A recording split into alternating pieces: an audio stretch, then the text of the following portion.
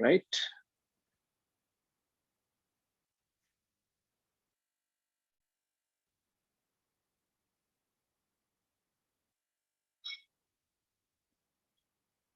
All right, so we are live. Let me give a brief introduction. My name is Karthik. I run HKUST Academy out of Chennai, India, but we work with people from all over the world, pretty much. We've been in business since 2013. So the last 8.5 years, we've had the opportunity to work with, somewhere between 250 to 300 students, I would say. And a good number of our folks have ended up in top 15 and top 20 programs. A majority would have gotten into schools in the US, but we have a good number of people who've attended schools in Europe, specifically the UK and France. And a good number of people get into ISB as well. NUS, NTU, HKUST, these are also very popular schools with our students. We've had people get into several schools in the top 10 in the US, including Harvard, Chicago Booth, Kellogg, MIT, Tufts, Ross, depending on what you call the top 10. Darden was sometime in the top 10, now it's not. Stern is now in the top 10, it wasn't before. So, there's a little bit of flux there. Columbia as well. A little note for people who are watching this on YouTube, not necessarily today, but at some point in the future. First of all, it takes us a reasonable amount of effort to put this together. So please, like our videos, share, and subscribe to our channel, because that would help us reach out to you automatically the next time we do a webinar like this. And we do have a lot of programming in mind for you through this particular season. Now, the other thing is, at this point in time, the video is going to be hosted live, but maybe in between 5 days to 7 days, we would be uploading details to our show details, all right? So if you click on the show details or show more below the video, you would see a list of questions that have been discussed in this particular session. And along with each question, you will also see a timestamp. So if you click on that timestamp, the video should skip to that particular part of our session. So why is this useful? You will see very shortly that our video at the end of all of our discussions would be around 1.5 hours in length. Now, when you're watching the recording, you probably don't want to watch the entire video. So what I would recommend is read through the list of questions, think about what is the most relevant for you, and then skip to that part. So you may have, we have anywhere between 15 and 20 questions discussed every week. And I'm sure regardless of what your point of view is or what kind of doubts you have, about 5 or 6 of those will definitely be relevant to you. So please, make most efficient use of your time. All right, with that in mind, I'm ready to start taking questions. If people have any specific questions, please write on the chat window, or you may speak as well. Floor is open, people. This is all about you.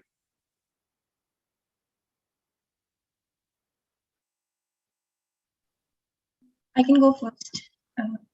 Hi, Gursimran. How are you? I'm good. Good. Thank you for asking. So, Karthik, currently I am in a stage where I'm researching schools. And from what I understand, at least the top 15 schools in the US, in terms of curriculum, in terms of prestige, in terms of faculty that they have, the career prospects, they are more or less on par with each other. Obviously, M7 has more prestige, but when it comes to employment opportunities, it seems to be the same. What other factors do you think an MBA applicant should be looking at? Culture, I believe, is one. College town versus a city town. City is one. But the fact that we will most likely not be able to visit campuses this year, in a remote setting, what are the resources we can leverage, and what are the factors you think a potential applicant should be? Okay. So the first question you have is, how do you go about selecting colleges that are reasonably close to your fit, right? You're right, Gursimran. Most colleges in the top 15, I would even venture to say most colleges in the top 25 are great. And for a certain category of students, most colleges in the top 50 are great as well. So there's very little to differentiate in terms of the quality of education or the qualification of the faculty. There is some difference in terms of what kind of opportunities the campuses provide. Yeah. There is some differences in terms of the peer group that you study with. So obviously, when you study in a top 5 program, given that top 5 programs receive a lot of applications, and so they have the gift of selecting the best out of the best, right? And because that is a gift that they are bestowed with, you also become a part of that, right? So when you study there, you would be studying with very, very competitive people. Yeah. Now, the competitive nature of the pool sort of gradually goes down as you move down the rankings. So that is something to keep in mind.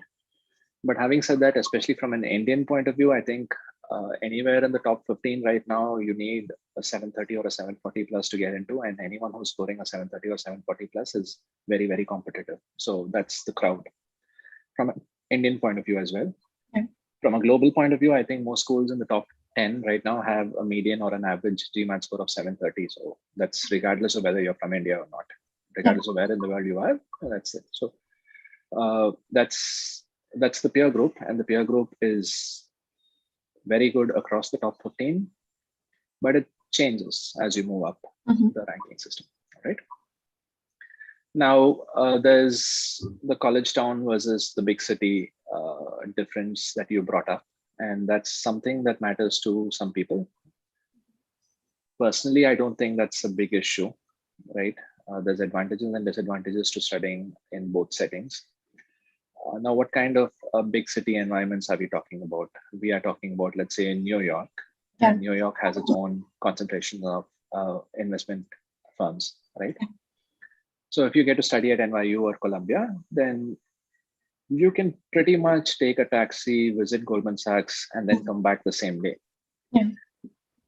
Likewise, if you're somewhere, let's say, in Stanford or UC Berkeley, then any company in the Bay Area is within driving distance, right? So if you're a techie, then that's something that may be attractive. UCLA, USC Marshall, they're not exactly in the Bay Area. They're about 7 hours south. But then, that's not too bad. It's a 7-hour drive, or it's a 40-minute flight tops.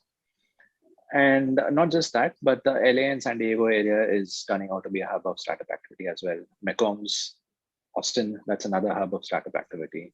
Yeah. Seattle, Foster, that's another hub of technology activity, not startup necessarily, but Microsoft, Amazon, these companies also exist there. So definitely proximity to these big firms is useful, but that doesn't mean if you end up at, let's say, Tuck or Darden, you would not have any access at all. So these colleges also have this concept of a summer in SF or the SF semester, or a weekly trek to New York City, something along those lines. So they make concentrated efforts for their students to access some of these high activity areas, right? So this could be one point of difference. Scholarships, that could be one point of difference, right? So I have a lot of people, and this is a decision you can make only at the end of the year. Yeah. So I have a lot of people who get into, let's say, a Kellogg, but then they have a $50,000-$60,000 scholarship at Ross, and then they're wondering what to do.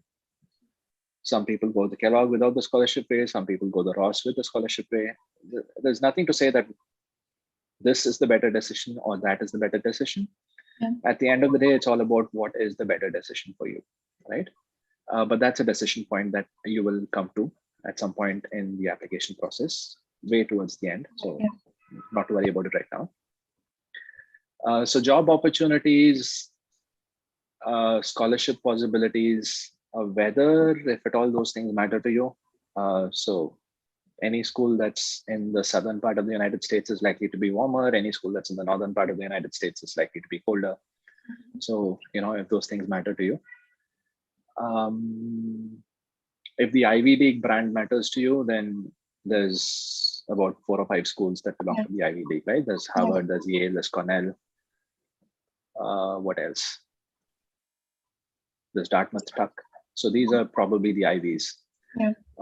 Very popular People think MIT and Stanford and UC Berkeley and University of Virginia Darden are Ivies. They are not Ivies, right? But highly regarded nonetheless.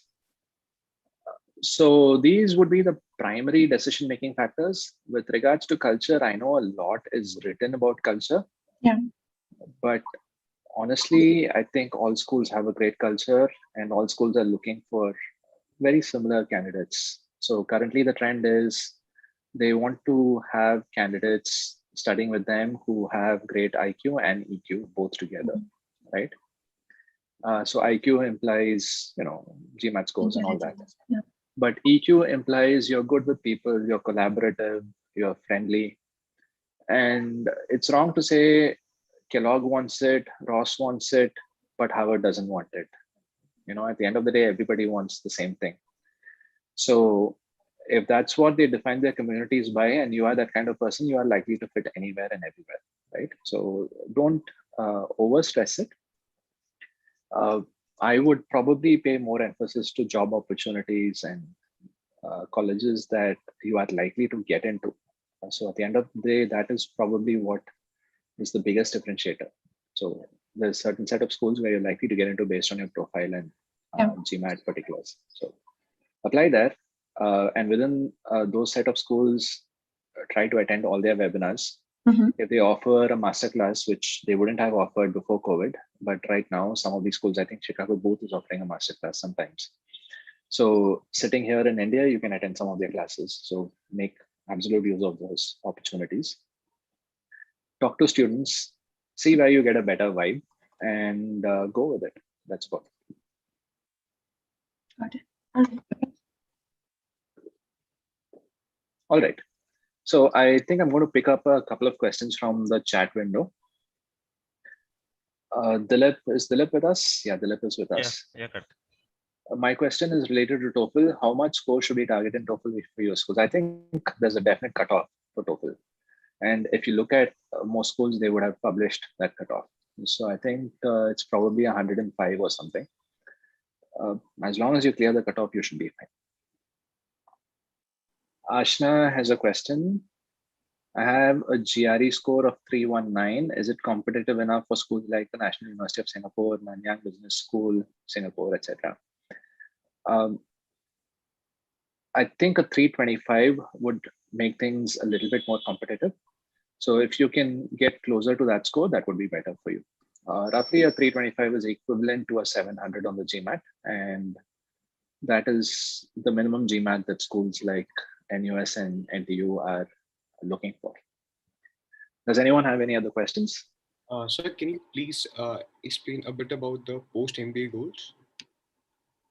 Sure. What is your specific question, Pratik? Sir, about the post-MBA goals. So like, what specifically about the post-MBA goals?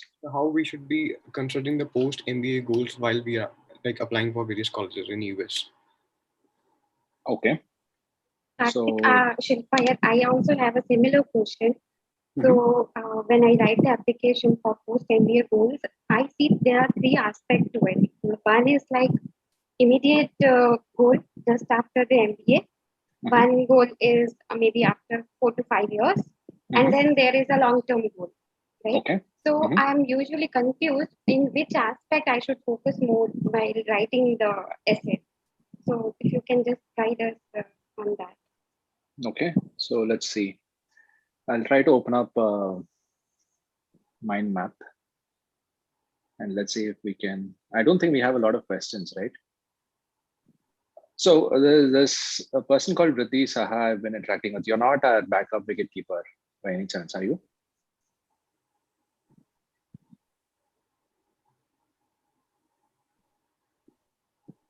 Nope. Okay. If you were, I think you would pretty much get into whatever school you wanted to get into. But now you have to take the GMAT and apply like the rest of us. All right. So I'm just creating this goals document.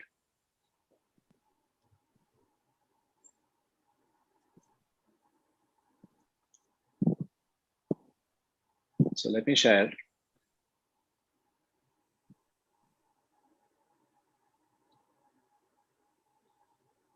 So people are able to see this? Yeah. Okay, let me just reframe this goals.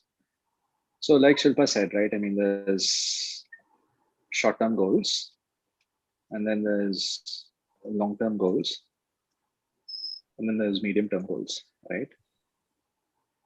So this is in terms of duration. Oops.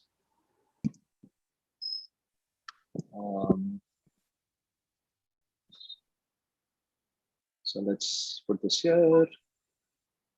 Let's put this here. Let's put this here. Okay. Then there is the question of what kind of post-MBA opportunities exist.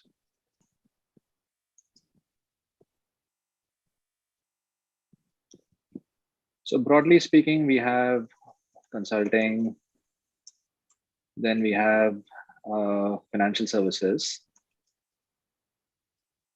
then we have technology, then we have marketing, then we have public service, non-profits, and government, right? And within this sector, I can see a subdivision. Much of it is, okay, so there's management consulting, and then there's internal consulting or general management, right? So management consulting, you would work for your McKinsey's, Boston, BCG, and Bain. Internal consulting, you can pretty much work for any company, GE,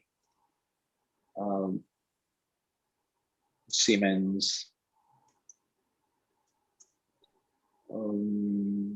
let's say Tesla or something along those lines, right? Now, financial services, you have investment banking, you have corporate finance,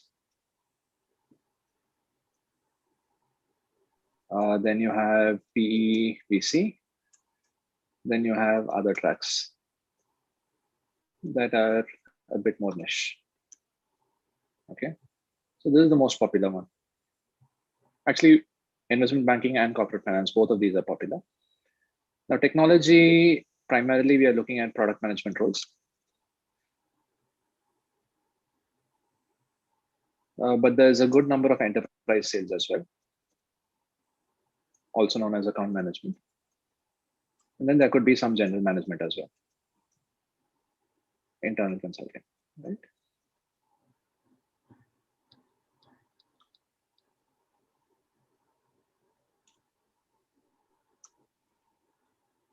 So there's product management, and then there's product marketing, which is very related.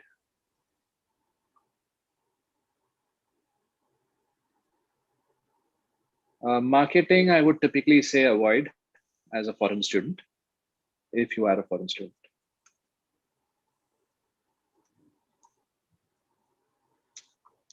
So if you are an Indian citizen, ISB, and you have this career goal, ISB should be okay.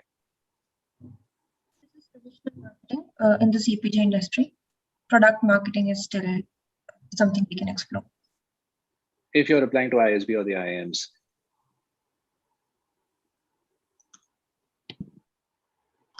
So where does real estate and energy stand? Yeah, that would be a sixth different sector. Okay. And what about the pharma or the healthcare industry? Sure, that also, yeah.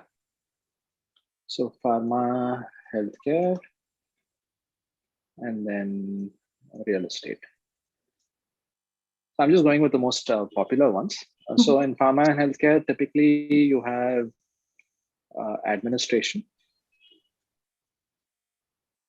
hospitals, etc. Okay, just a minute. Yeah, hospitals, etc. Brand management, pharma companies, sales consulting, also for pharma.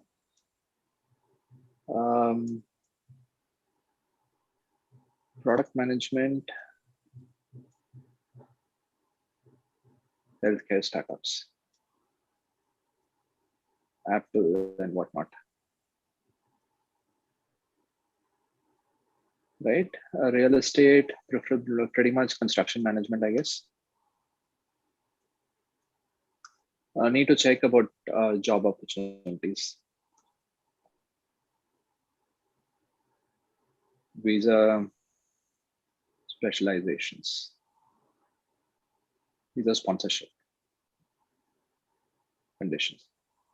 So let's say you have a company, a major player in the US, right? I mean, you need to check if they're willing to sponsor your visa. So these are pretty much the sectors. Now, how do you write a goal? What about project management? Yeah, I mean, you have project management in tech, you have project management in real estate. So I think that is legit as well. Okay. So let's see. So project management. And then you have project management in tech as well.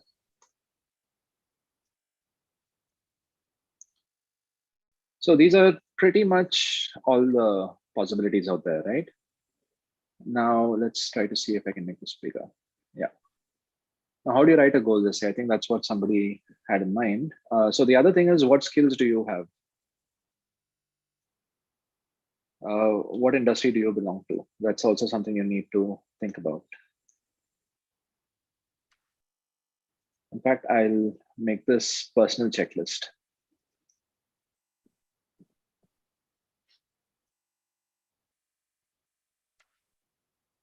And let's put this there. Let's bring this here. Yeah. So what industry do you belong to? What functional expertise do you have? What motivates you? What is your life mission? If such a thing exists.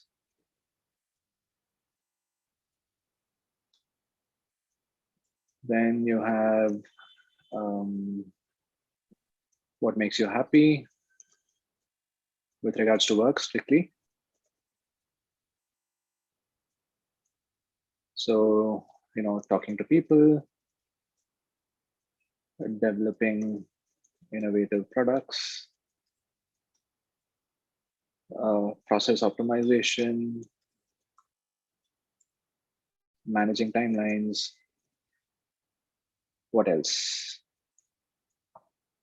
Right? So this is, yeah, not just that. What skills do you have?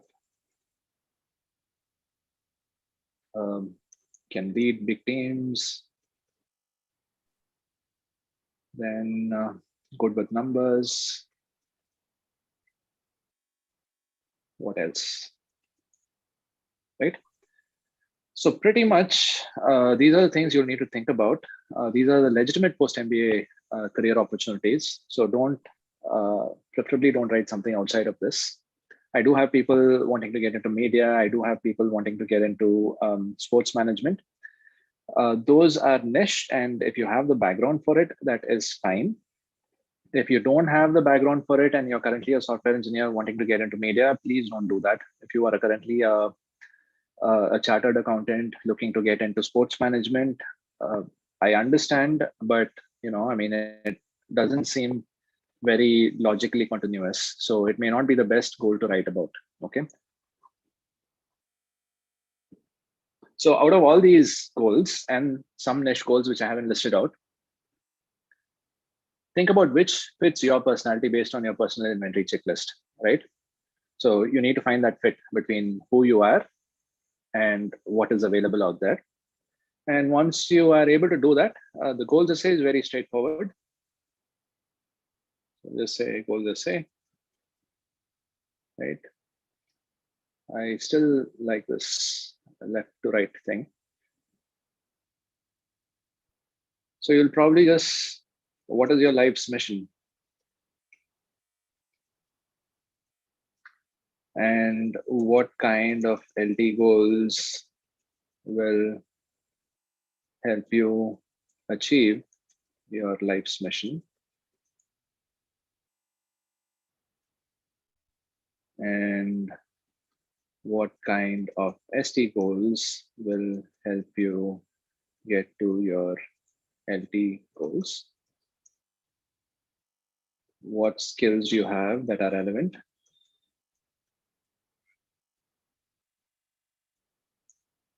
And finally, how will an MBA help?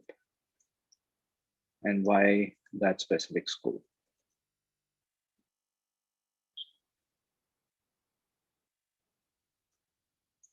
So that's pretty much all you have for a goals essay. Yeah. I'm going to stop the share, but hopefully that answers your question. Thank you, Karthik. Yeah. So let's see, back to Dilip's question. A one-year course in the US or UK, is it good? Yeah, definitely. I mean, I think one-year courses are acceptable. Within the UK, some universities offer them as default options and only options. So there you don't have a choice. Within the US, you have an option of taking up a one-year program or a two-year program. In such a scenario, take the one-year program only if you have prior management experience. If you don't have prior management experience, then go for the two-year MBA. So Vriddhi has a question: which parameters can I, as an applicant, use to quantitatively choose programs where my application has a good chance of a convert, apart from average GMAT scores of previous admits? When you're looking at quantitative parameters, the average GMAT score is pretty much the biggest determinant. And for an Indian candidate, I would even say it's an average GMAT plus 30 or 40 points.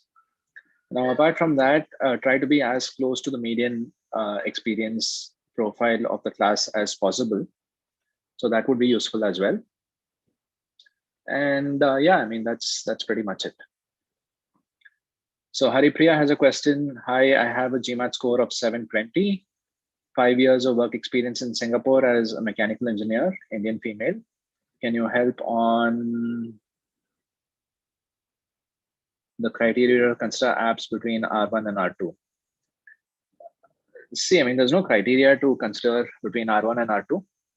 If you're ready with your GMAT and everything, I think you should just start putting together your applications.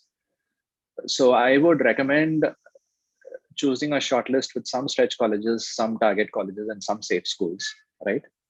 And try your best to put them in R1. And why should you go for an R2, right? You should go for an R2 if you're not able to apply in R1, obviously. I mean, that's one of the primary considerations. But let's say you apply in R1 and you figure out that you're not able to get into any of the programs that you've applied to, then apply to a few lower ranked programs on R2. That's something that a lot of people do. And that's something that the R1, R2 strategy helps. So it helps you identify what schools are willing to accept your application, right? Sometimes people do the opposite as well. They try to see if they can get into a lower ranked program in R1. And if that happens, obviously they'll be happy, but they may also want to try applying to a higher ranked program in round 2, right? So these are pretty much the 3 strategies available. And if you're not ready with your application in R1, then pretty much everything has to go in R2. I would recommend applying to a larger set of schools in R2 if that's the only round in which you're going to apply to, because you definitely need to get in. Sir, Karthik, colleges give more importance to the entrepreneurial experience, or they give like the industrial work experience? Is this Pratik? Yes, sir. So because I'm having like experience in oil and gas, pharmaceutical, as well as entrepreneurial experience. So that's pretty diverse. Yes, sir. No, I mean, I think schools are likely to consider both categories of experience favorably, both entrepreneurial and corporate experience. The only caveat with entrepreneurial experience is sometimes it's a little difficult to demonstrate that you've actually done the work versus you had somebody else in the family business do it, or maybe even the company didn't exist on paper, apart from on paper, right? So provided you can demonstrate it's legit, as in the company is legit and the work that you contributed at the company is legit, I think entrepreneurial experience is great. Okay.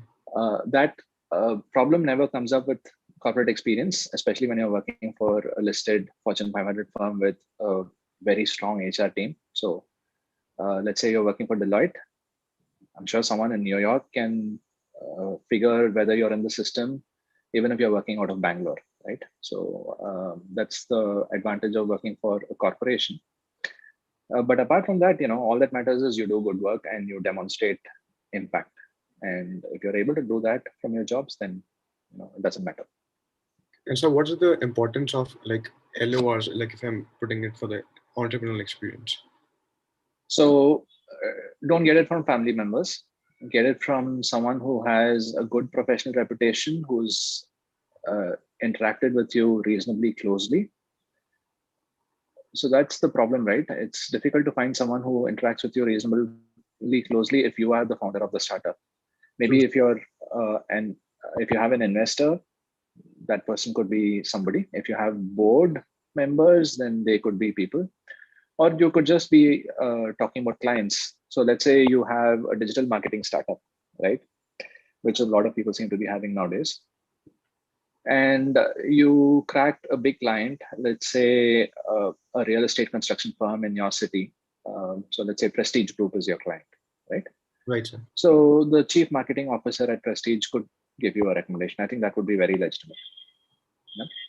Okay, right, sir. Thank you, sir. Yep. So somebody has a question. I have a GMAT of 710, undergrad in economics in 2016 with a very good GPA, 9.18, 2.5 years with KPMG, 2.5 with Goldman. Currently with Goldman. Looking at post-MBA roles in finance, what are some of the colleges I can look at? A 710 will make things a little competitive if you're looking at a top 10 or a top 15 program. So just to clarify, this is an Indian girl, right? And very few women apply from across the world and also from India. So it's possible for Indian women to target top 10 programs with a 730 plus. The same does not apply for Indian guys. With a 710 plus, I would ask you to look at a top 20 or a top 25.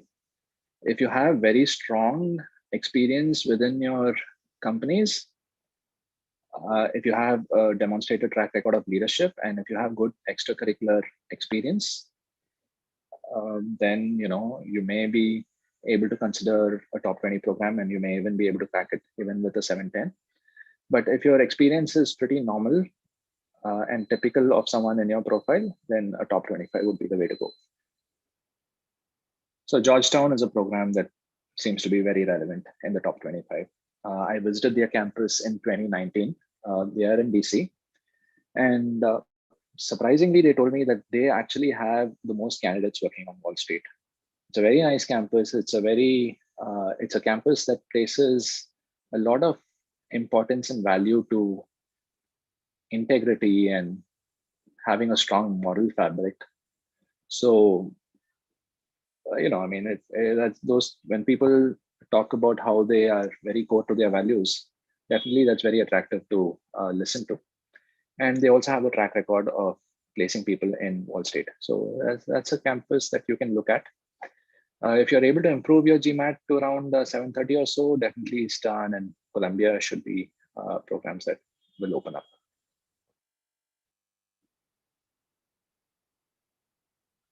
So someone has a question, do we have to submit pay slips to business schools while submitting applications? Not necessarily. They will definitely ask you for your salary particulars, both fixed compensation and variable compensation, and if there are stock options. Some campuses may ask you questions about that. They don't necessarily ask you for pay slips at this point, but it's always nice to have pay slips or a track record of salaries being deposited into your salary account or some other paper trail if and when it comes up in a background check. All right. I've never heard of anybody asking for it, but definitely I think ensuring that it is verifiable is important. because I have people who come to me and say, hey, I accepted cash. Now, this is just a furtherance of what I was talking about earlier. Entrepreneurial careers are not that easily verifiable. Cash payments are also not verifiable. So when you report something on the resume and you say, hey, I got a cash payment, the credibility of your job goes down a little bit. Okay. So ensure that it is verifiable if you're required to, but other than that, I don't think it will come up. Vriddhi says we need this chart in PDF. Okay, I'll try my best. Good schools for fintech specializations. NYU Stern, I think they even have a fintech MBA, if I'm not wrong. But they definitely have a tech MBA, and you can. It's a great school for finance. So I think NYU Stern seems to be the best school for me. But pretty much any other school out there is good. Any school in the top 15 is good for almost everything. At top 25. So I have a question. Canadian here, no experience with US schools, but would like to get into Columbia University due to their tech-based MBA curriculum. Interested in launching a startup post MBA. Would that be considered a good long-term goal? Short-term goal would be business development in my current job. 750 GMAT score, 6 years of experience as a Canadian architect. I think everything seems great. So business develop. So you're moving from a technical role to a business development role right now, immediately after the MBA, and you want to start your own company, about 4 or 5 years down the line. I think that seems logical. You may want to explain why you need an MBA for this, because I think a lot of architects are able to start small businesses at least. At least in India, they're able to start small businesses very easily. So why would you need like an MBA from one of the world's best 15 programs, or one of the world's best? You should be able to target a top 7 or a top 10. So why do you want a top 7 MBA in order to start your company? So that's just some food for thought. But the real thing here is make your long-term goal as glamorous as possible. So that's important.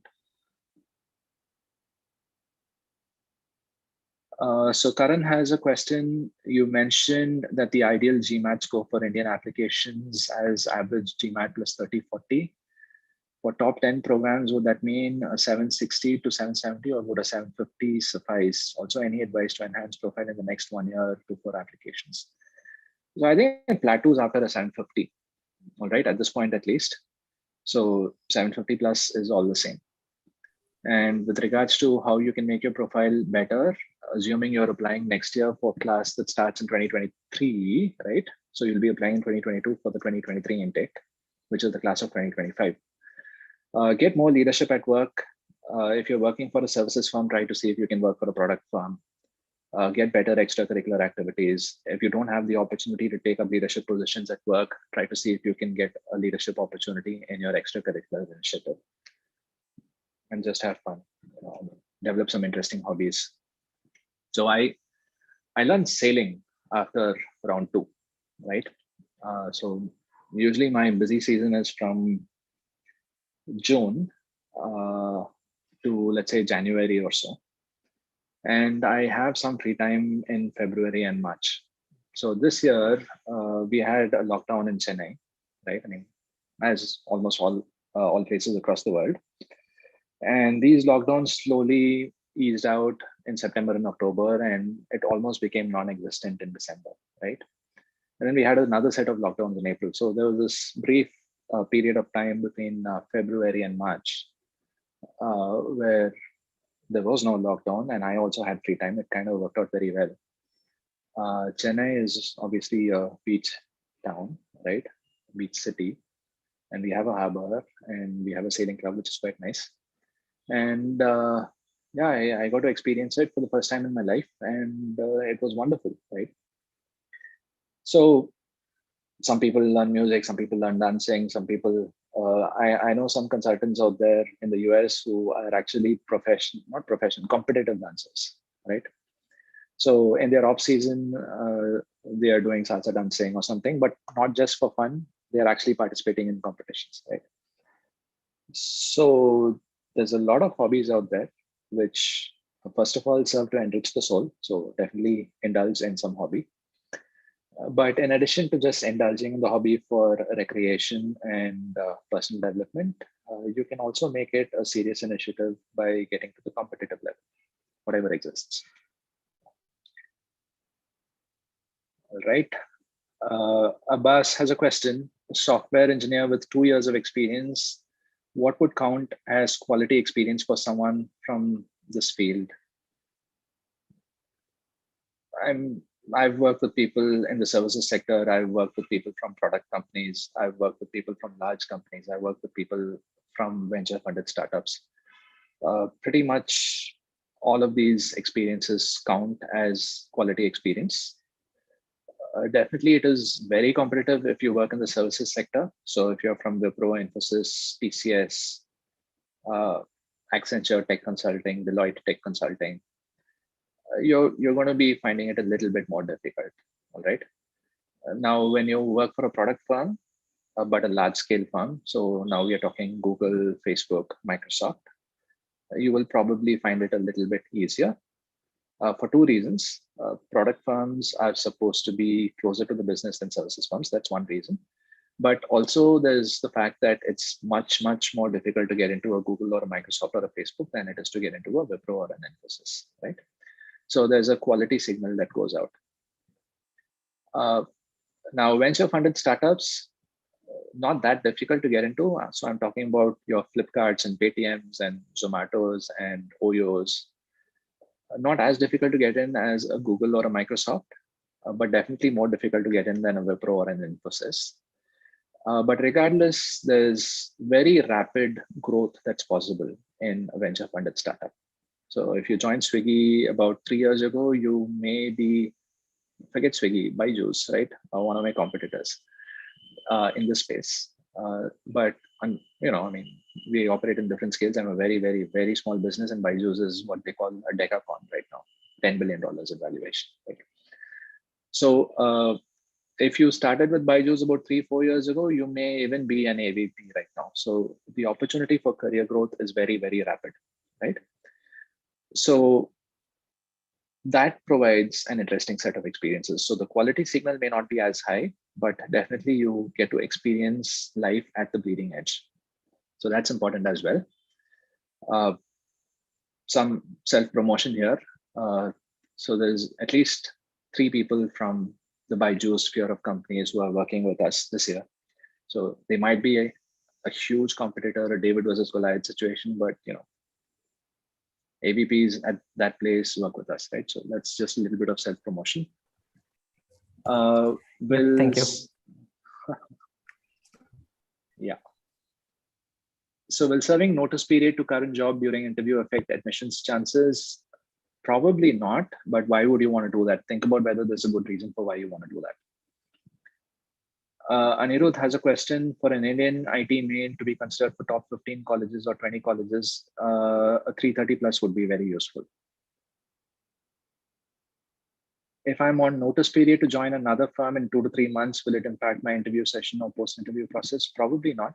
As long as there's some continuity with your current job and your next job, I think it should be perfectly fine. Pratik has a question. Have oil and gas 3 years, pharma 2 years, and entrepreneurial 2 years experience, total of 7 years, which schools to consider? I wouldn't be able to say till I have your GRE or GMAT scores, but if you're able to get a 750 plus, then as an Indian male, presumably, you would be able to target top 12 to 15, definitely. Yeah. So a private message. Hi, Karthik. Thanks for the session. I have a 720 on the GMAT. I'm interested in the MIT STM. I work in project management. The company sponsored PMP and got me into the PMO office. Managing projects in supply chain analytics and process automation. I'm in the change agent within my company, a leadership role. Undergrad from Anna University, 32-year-old female. I like the STM program because of its focus and addressing program problems in a systematic way. Applied last year, app was not reviewed. They heard a fee waiver and accepted all the materials from last year. Would also like some recommendations similar to the STM program.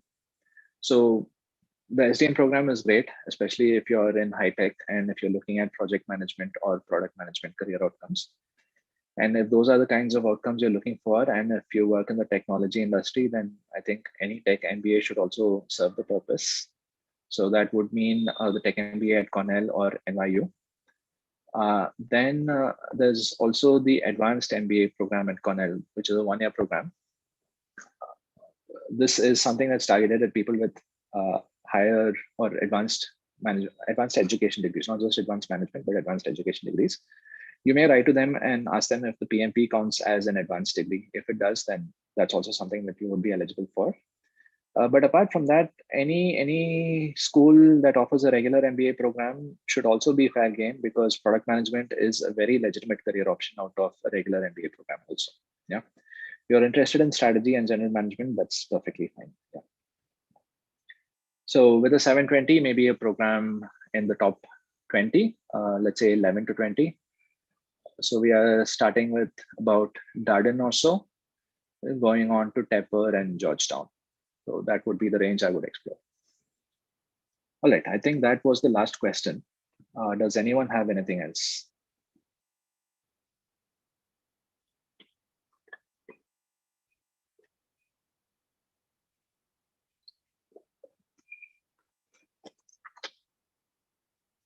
Hannah has a question. Need your help with essay writing? Absolutely, Hannah, happy to help. So please write me an email. I think we had a conversation going on in an email thread. So please respond on that, and I'll definitely be happy to take it further with you. Pulla Reddy has a question. What is the best school for real estate energy in the US, UK, Canada, Ireland with a 730 GMAT, 4 years into real estate, 4 years into energy, and 2 years on construction company? So here's the deal, yeah.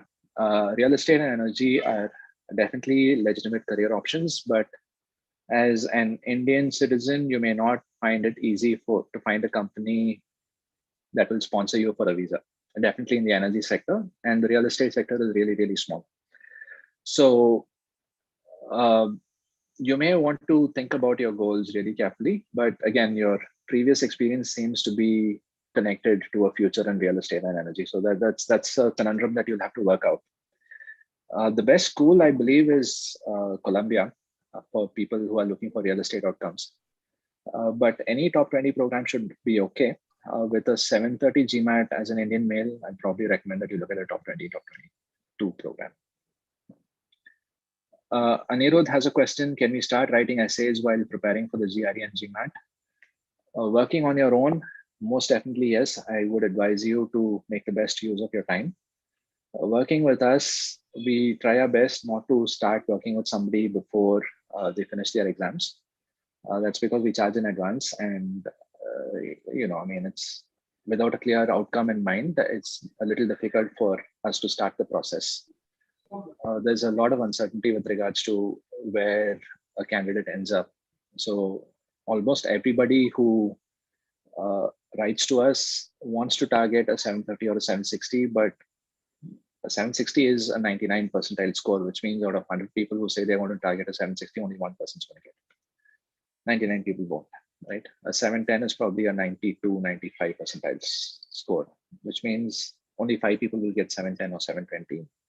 95 people will get lower than that, right?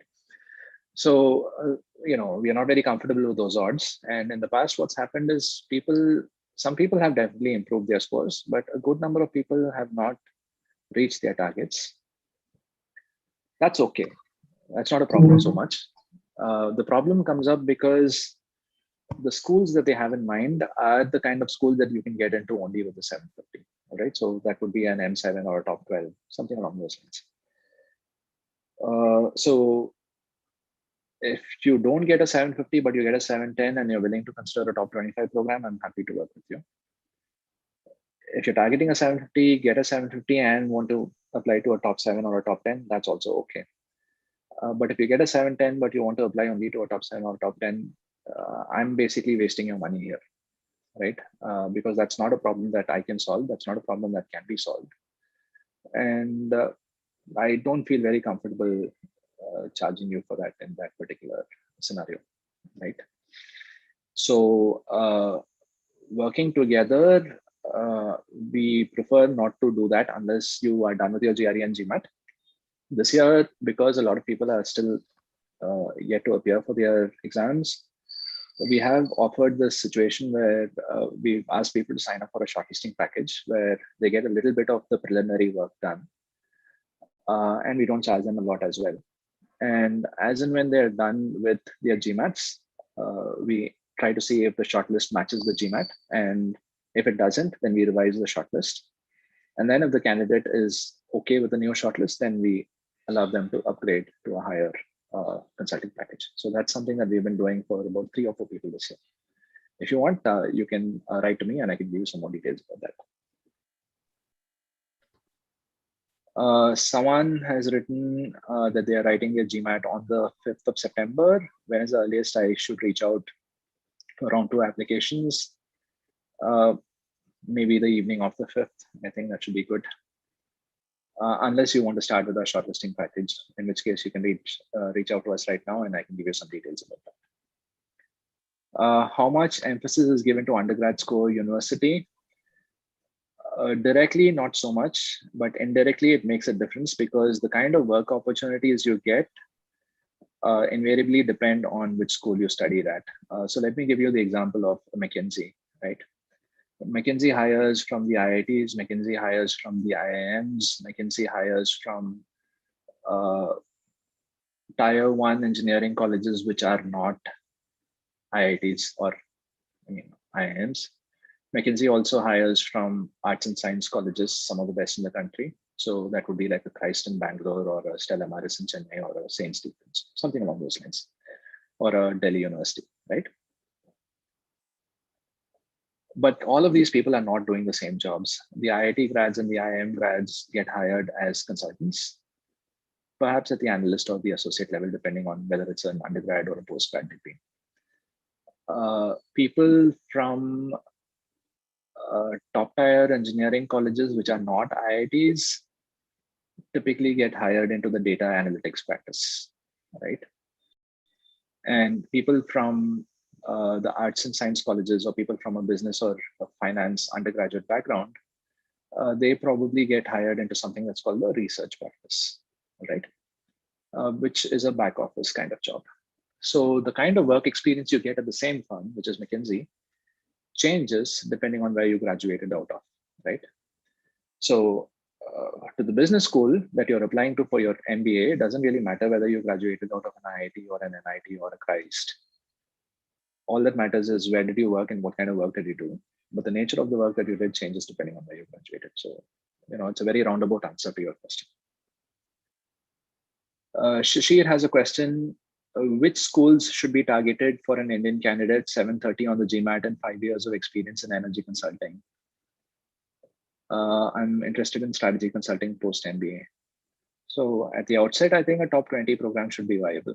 So something between 15 and 20, right? Abbas has a question. Adding to the question about undergrad GPA, does having a good GMAT generally offset a low GPA? Yes, it does. Don't worry about GPA conversion. That's up to the school.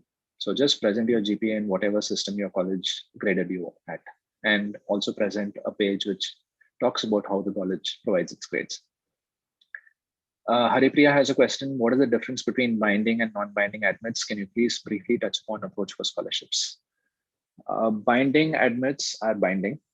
So this is something that's typically offered in early decision rounds. Duke has a binding option. Columbia has a binding option. Darden provides both the binding and the non-binding options. Rotman, I'm not very sure whether it's binding or not, right? So these are some colleges which have early decision rounds and they provide the binding option. And the understanding here is if you get into these colleges, you need to take it up, all right? So that's the understanding here. Now, what would happen if you don't take it up? It's definitely morally wrong, ethically wrong. Legally, I'm not very sure, okay? I wouldn't be able to advise you to do anything other than that. But what you end up doing is entirely up to you, right? No separate applications for scholarships, especially for US schools. You just tick a box which says, please consider me for scholarships, and they will, Typically, it's easier to get a scholarship from a lower ranked university rather than a higher ranked university. What is higher ranked and what is lower ranked? That changes from person to person.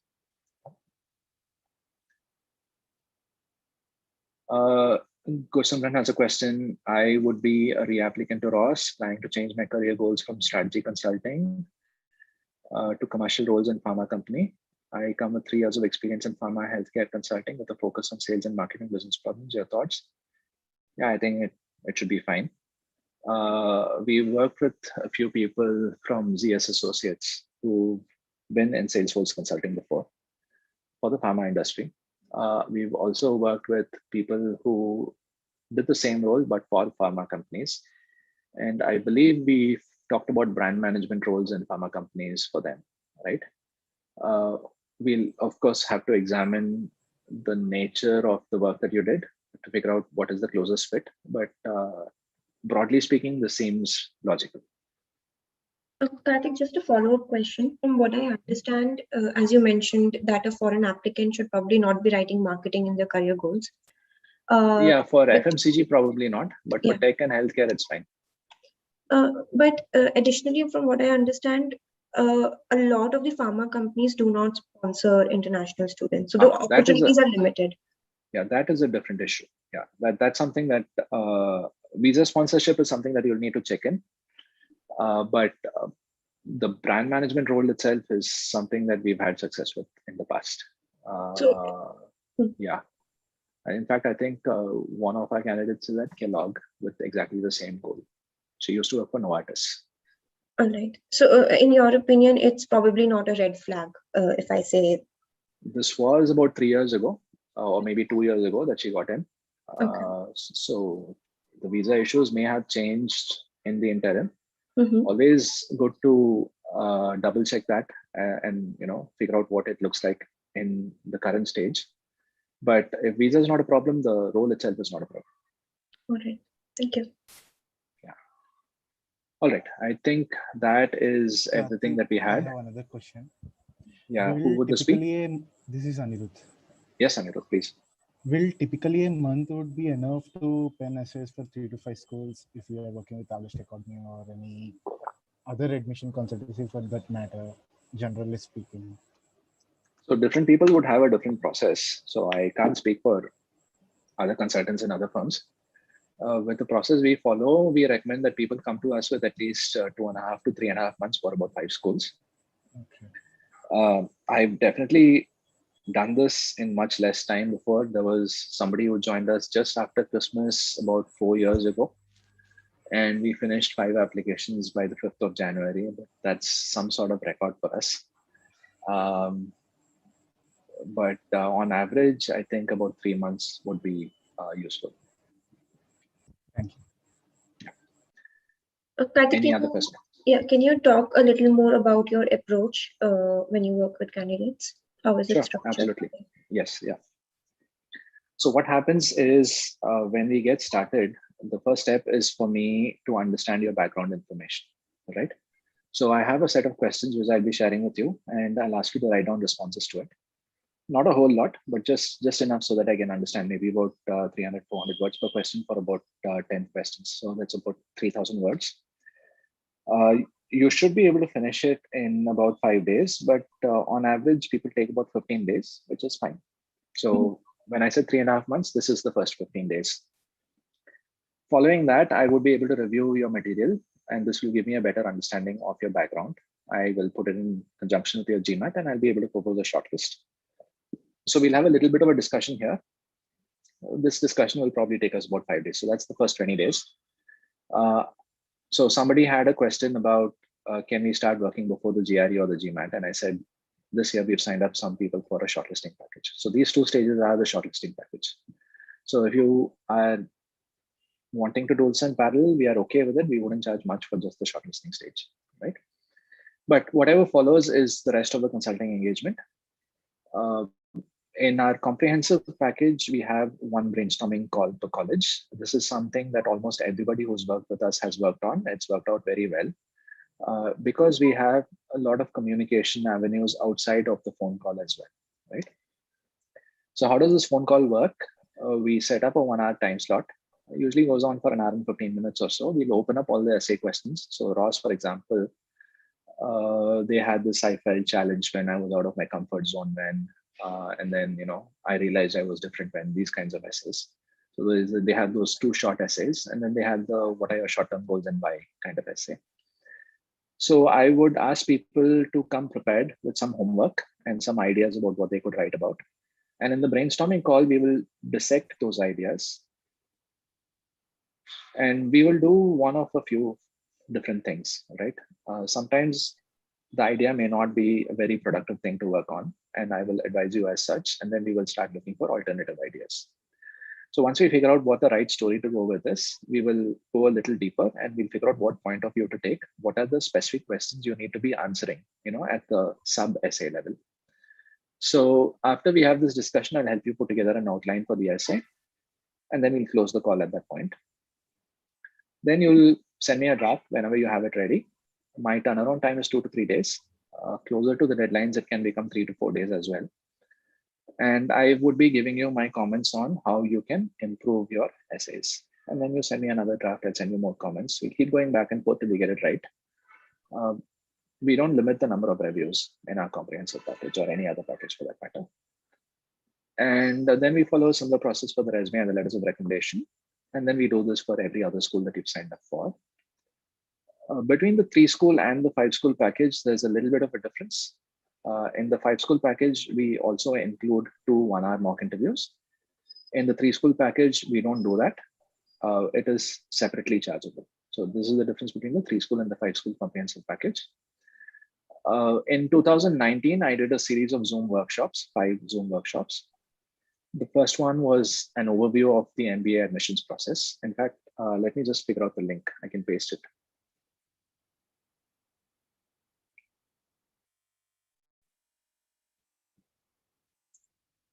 So it's courses.augustacademy.in. And within that, you would go to MBA Admissions Masterclass. And the first week's worth of videos are actually freely available. So that's right here. Oops. I think I sent it as a private message to someone. Okay. Yeah, that's the link. So please review this link. So this course is something that we conducted in 2019 live over a period of 5 weeks.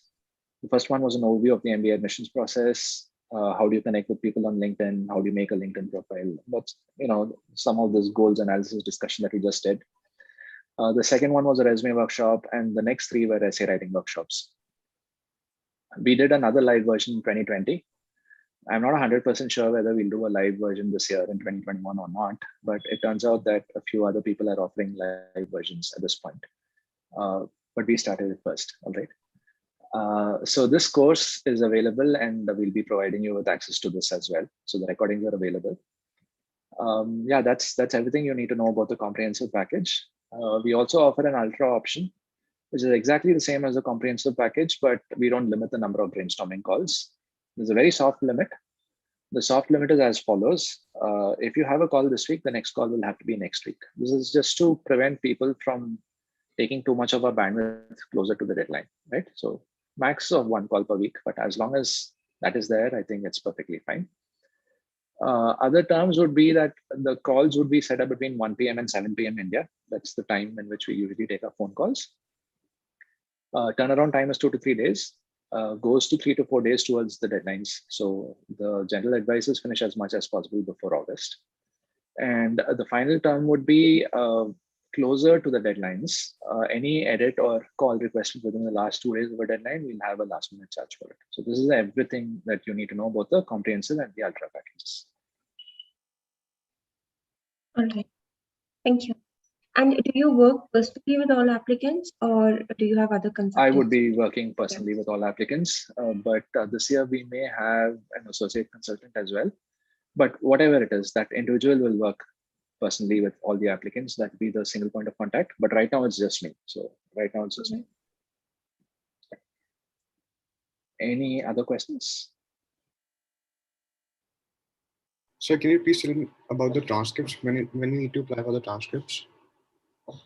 So at the time of application, most colleges would be okay with unofficial transcripts, right? Which means you can submit it after the admit is received. And so does the WS transcript works? It should work, but it is not necessary. Yeah. Abbas has a question. I still haven't taken my GMAT retake. Am I late to this application process? With regards to working with us, again, the answer is the same. If you're writing essays by yourself, or let's assume that there's someone else who has a much shorter window for 5 schools, that means you will still be able to put together some application for round 1. But with the process we follow, I think if you join us right now, you'll probably be good to submit about 3 or 4 applications in round 1, and the others will have to be in October or later. And obviously, if you reach out to us in August, then the situation will change. So that's there. But round 2 is definitely possible. Round 2 is absolutely possible. Any other questions? Okay, I'm assuming that would be all the questions everybody has. Thank you everyone for attending, and for people who are watching this video on YouTube, we put in some effort, so please like, subscribe, and share our videos. And the important thing here is the next time we do one of our meetups, and I have some meetups lined up with some admissions directors as well, you will automatically get a reminder from YouTube on your phone. So if you're subscribed to our channel, then you should be able to get our notifications on phone, but not necessarily from us, but from YouTube. Then the other thing for people to note here is we will be putting down a list of questions in the show details. So, just click on show more, look at the list of questions that we discussed in this particular session, click on the timestamp and review the answer that's most relevant to you. Right? Thanks everyone. I think it was a very productive session, and I look forward to speaking to some of you again in 2 weeks. Bye. Thank you.